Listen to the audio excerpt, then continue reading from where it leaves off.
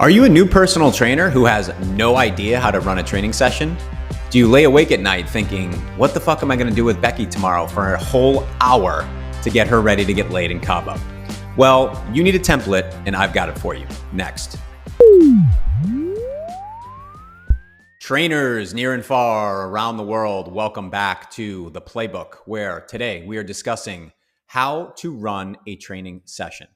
If you are just starting out as a trainer, this is one of the very first problems you will encounter is, what the fuck do I do with this person for an hour?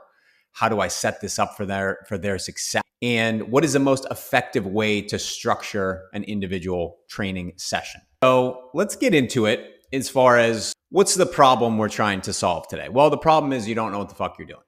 And this is a problem for a lot of trainers because you don't really know until you start doing it. And you might have trained yourself. You might have trained yourself very well. You might be jacked. You might be in great shape. You might have put in a lot of hours in the gym, but you don't have any practice running a hour-long training session with another person. So what does that look like? How does it differ from the way you train yourself?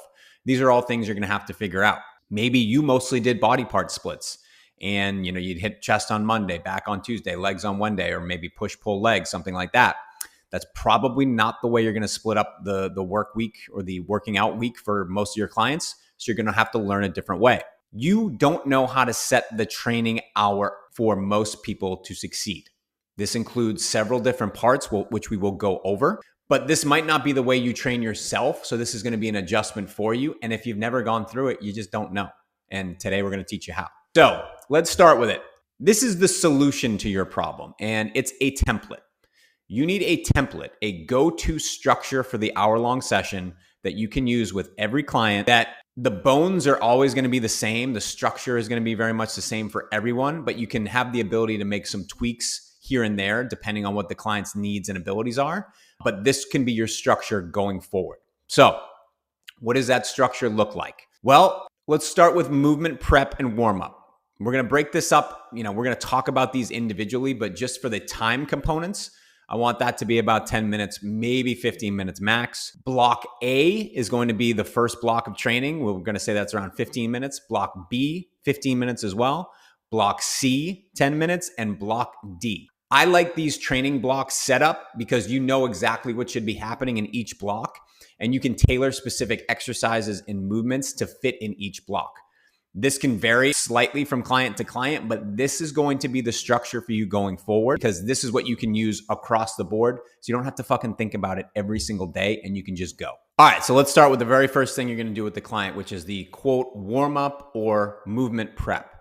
I have a love-hate relationship with warm-ups because I think people just spend way too much fucking time doing them and they become, the main part of the workout when they should not be.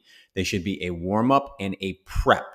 The only job of the warm-up is to get the client ready to lift weights and to train. Nothing more, nothing less. What do you need to do? You need some primer movements. Again, no longer than 10, 15 minutes. I want to get them on some sort of cardio device to get their heart rate elevated. I like to use the air bike. I've gone over that ad nauseum. You can use that, the rower, the skier, doesn't matter. But something you can talk to the client, get an idea of how they're feeling that day, and get their heart rate slightly elevated before they train. Get them on the ground, do some, quote unquote stretching or mobility drills. If you want to plug in some bullshit there, go for it.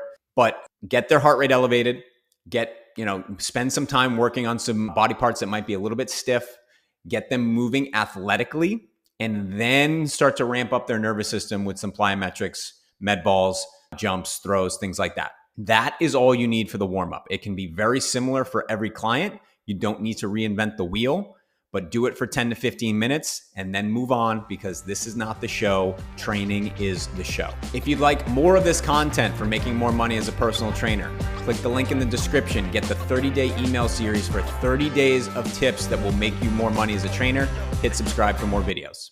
All right, now we're on to the show. This is the A block. We're going to call this the main lift block. This is where we're going to work on the major movement patterns, the squatting, hinging, pushing, and pulling, with the, the bread and butter exercises: squat, deadlift, bench press, overhead press, pull-ups, rows, whatever it is for that day. We're going to aim for the most amount of force produced. So the most amount of weight, the most amount of reps, And we're going to, rely mostly on heavier bilateral exercises in this block. Well, why do we do that?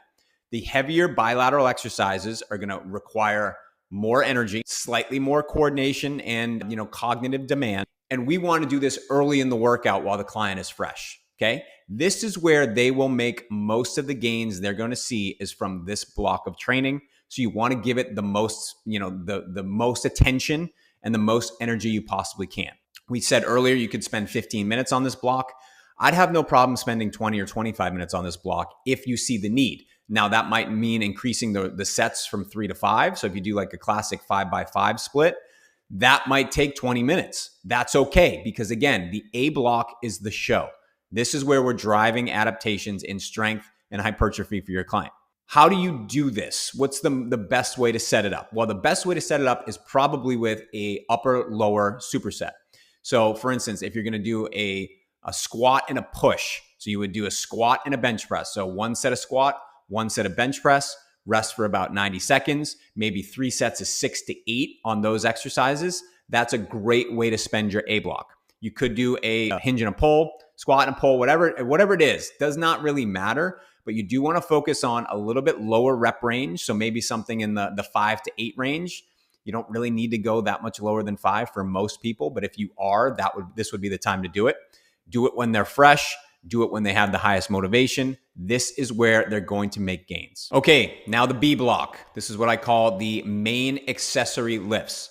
We're sticking with the main movement patterns, but what we're going to do is do a little bit more accessory-based work. So a little bit more unilateral, a little bit more movement-based, pushing away from strength and a little bit more towards hypertrophy. So a little bit higher rep range based on what you did in block A.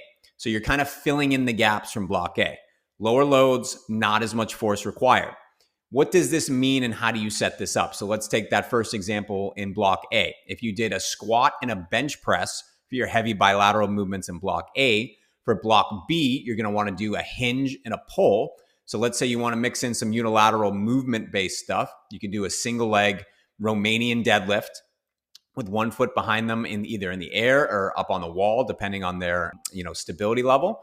That could be exercise number 1. And then exercise 2 is going to be a unilateral pull. So it could be a single arm dumbbell row, a single arm lat pull down, whatever it is. This needs to complement what you did in block A. It doesn't necessarily have to be unilateral, but this is a good way to get, a little bit more single side, single arm work to be able to get, more rotation from the client and make sure that their body's feeling good. This is not necessarily about producing the most amount of force possible. It's about moving well through the range of motion and doing as many, high quality reps as you can. Okay, block C, the specific isolation lifts. I call this the AAA, arms, ass, and abs. This can be whatever, the client wants to work on for specific muscle groups that maybe you didn't hit in blocks A and B. Now listen, if you hit squat, hinge, push, pull in blocks A and B, you're going to hit pretty much your whole body. This might be the area to work on. Again, you can zero in on arms and abdominals. You could put in some calf work here. You could do anything that you might feel like they might need some work on, or maybe they just want to do because it makes them feel good. This gives them a little bit of what they want. They want to pump. They want to burn. They want to feel muscles working. The C block is really where you can do that. One of the ways to accomplish that is just make the reps higher. Do something in the 10, 12, 15 rep range. They will get a burn and they will get a pump in that rep range, and they're going to, quote, feel the muscles working. This is what you want, because sometimes in the A and the B block, they're doing heavy, high quality work, but they might not get a burn. They might not get a pump. They're not going to get that classic, I'm feeling like working hard sensation. Give that to them here. This is a little bit of playing the game. Like I said before, block A is where they're going to get most of their gains, and then maybe probably next block B. Block C is more about feelings and sensations. You want to give that to them here.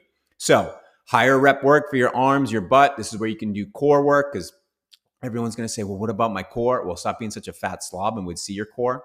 Don't say that to them, but that's the truth. Myo rep sets, which is going to be, 50 reps total, and you get the 50 reps in as many mini sets as it takes. That'll give you a fucking pump like you won't believe.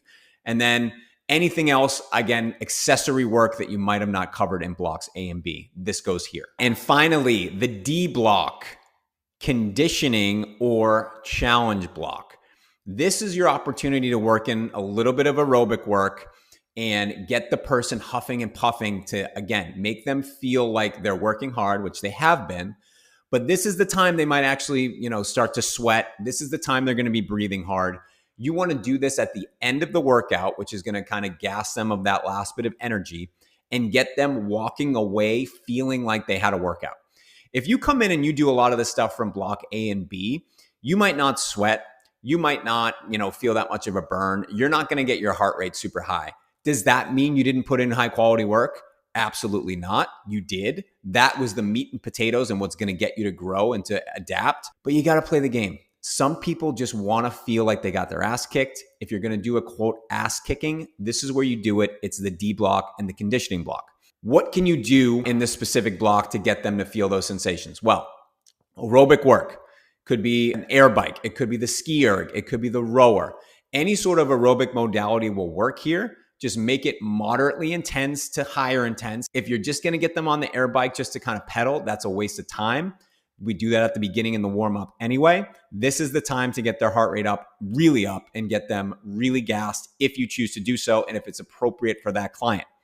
If you don't want to do aerobic work, you could do a little bit of a strength sort of combo modality like a sled push or a sled pull. Something like walking lunges is great. That really is going to blow up people's quads and glutes. Get them walking for 2 or 3 minutes with their body weight just to end the workout and watch them waddle the fuck out of there. They will remember that the next time because their legs and butt are going to be super sore, and it's a soreness that they're going to like. And if you're going to do some sort of challenge, maybe something like a goblet squat with a quarter of your body weight, see how many reps you can do in 2 minutes. Just do that week over week and see how they improve and watch how they get addicted to that progression. That's what's going to that's the thing about the workout they're going to remember. Is this what's going to drive the most adaptation for them? No fucking way. Not even close. This is kind of like the cherry on top that doesn't really matter that much, but it matters to them. Okay. So get that through your head, is that this is important to them, not so much to their progress in the weight room, but it's going to get buy-in. And when I've had clients for 5 or 6 years now, we've done all of these things every single session. And that's one of the reasons they continue to train, is because they love this part of the workout. So do not skip this. Just make sure that you allot enough time. It's either, it could be 5 or 10 minutes. That's all you need. And this is the way to end the workout to get them feeling good. All right. So to recap how to run a training session, the warm up and prep time should take 10, 15 minutes at the most. A block, 15 minutes. This is going to be your main lifts for the day where you're focusing on the main movement patterns. The B block is going to be the accessory movement patterns that you didn't hit in block A. The C block is going to be accessory lifts and individual body parts, isolation work, stuff that you want to get them feeling a pump, feeling a burn. And block D is going to be conditioning and challenging. Get their heart rate elevated. Get them sweating. This is where you want them leaving like they had a workout and they actually worked hard. All right, that's it for the playbook today. Check out these videos for some more tips on how to make more money as a personal trainer.